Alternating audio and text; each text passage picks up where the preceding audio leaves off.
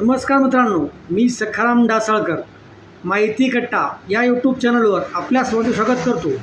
तर मित्रांनो, आपण या अगोदर पाहिले आहे की लेबर कार्डची शिष्यवृत्ती जी आहे ती योजना, त्या योजनेचा जो ऑनलाईन अर्ज आहे तो कसा भरायचा. पण आता यामध्ये महाराष्ट्र शासनाने व लेबर डिपार्टमेंटने जे ऑनलाईन अर्ज आहेत त्यामध्ये थोडेसे बदल केले आहेत. त्यासाठी तुम्हाला आता विद्यार्थ्यांचा स्टुडंट आय डी म्हणजे सरळ आय डी लागत आहे आणि जे शैक्षणिक स्वयंघोषणापत्र आहे ते येथे जोडावे लागत आहे.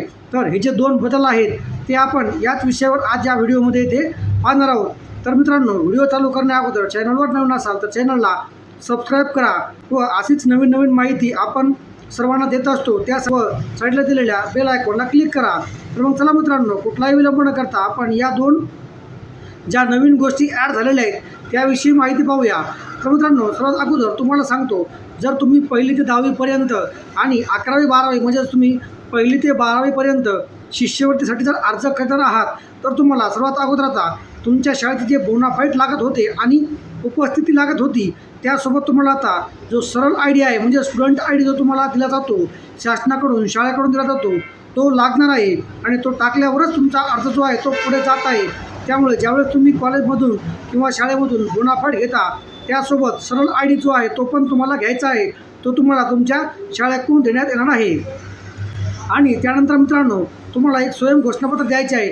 तर मित्रांनो, या पत्रामध्ये सुद्धा खूप साऱ्या चुका होत आहेत. कारण 2 स्वयंघोषणापत्र आहेत. नवीन अर्ज ज्यावेळेस तुम्ही लेबर कार्ड काढता त्यावेळेस या अगोदर जे स्वयंघोषणापत्र लागत होते ते स्वयंघोषणापत्र वेगळे आहे आणि शिष्यवृत्तीसाठी म्हणजेच जो स्कॉलरशिपचा अर्ज आहे तो भरण्यासाठी तुम्हाला जे नवीन स्वयंघोषणापत्र लागणार आहे ते वेबसाईटवर जे आहे ते अपलोड केलेलं आहे. तेच स्वयंघोषणापत्र तुम्हाला अपलोड करायचे आहे. तर चला मग तुम्हाला मी ऑनलाईन ते स्वयंघोषणापत्र कुठून अपलोड करायचे आणि कसे भरायचे हे थोडक्यामध्ये सांगतो. तर मित्रांनो, तुम्हाला कुठल्याही एका सर्च इंजिनवर यायचं आहे आणि तुमचा मोबाईल असेल किंवा कॉम्प्युटर असेल किंवा टॅब असेल त्या सर्च इंजिनमध्ये आपण नेहमीप्रमाणे जे टाकत होतो ते लेबर कार्ड हा कीवर्ड टाकायचा आहे आणि महाराष्ट्र इमारत बांधकाम कामगार कल्याण योजनेची जी वेबसाईट आहे 1 नंबरला दिसेल ती वेबसाईट तुम्हाला ओपन करायची आहे. आणि ती वेबसाईट ओपन झाल्यानंतर ती कशा प्रकारे दिसते तर मी दाखवतो बघा, या प्रकारे आहे.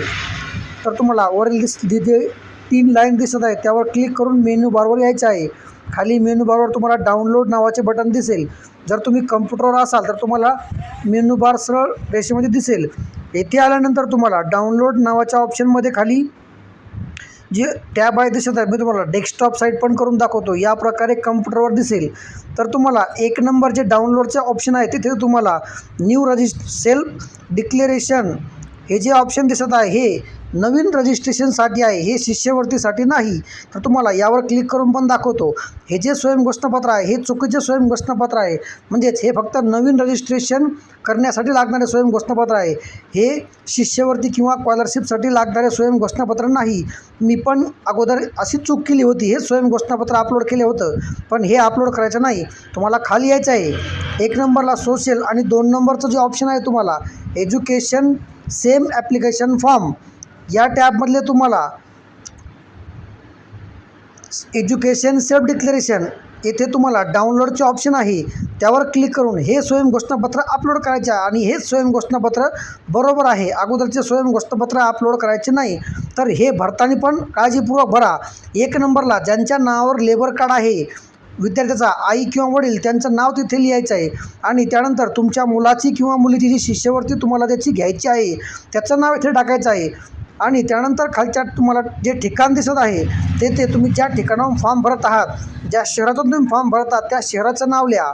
आणि आता अर्जदार म्हणजे तुमची सही करायची आहे. त्यानंतर तुमचे नाव येथे लिहायचे आहे आणि नेहमीप्रमाणे जी तारीख आहे ती तुम्हाला टाकायची आहे. आणि हेच स्वयंघोषणापत्र तुम्हाला इथे अपलोड करायचे आहे. इतर कुठलेही स्वयंघोषणापत्र इथे अपलोड करू नका. काळजीपूर्वक परत एकदा पहा, हा व्हिडिओ परत पहा.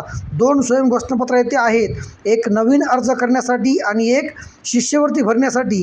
या स्वयंघोषणापत्रात चुका करू नका, तुमचा अर्ज त्रुटीमध्ये येणार नाही.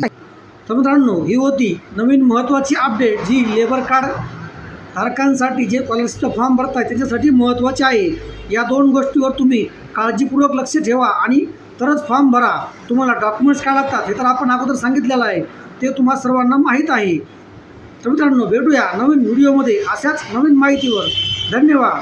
तसेच जाता जाता तुम्हाला सांगू इच्छितो, जर व्हिडिओ आवडला असेल तर व्हिडिओला लाईक करा, जेणेकरून नवीन माहिती व नवीन व्हिडिओ तुमच्यापर्यंत पोहोचवण्यासाठी आम्हाला आनंद होईल.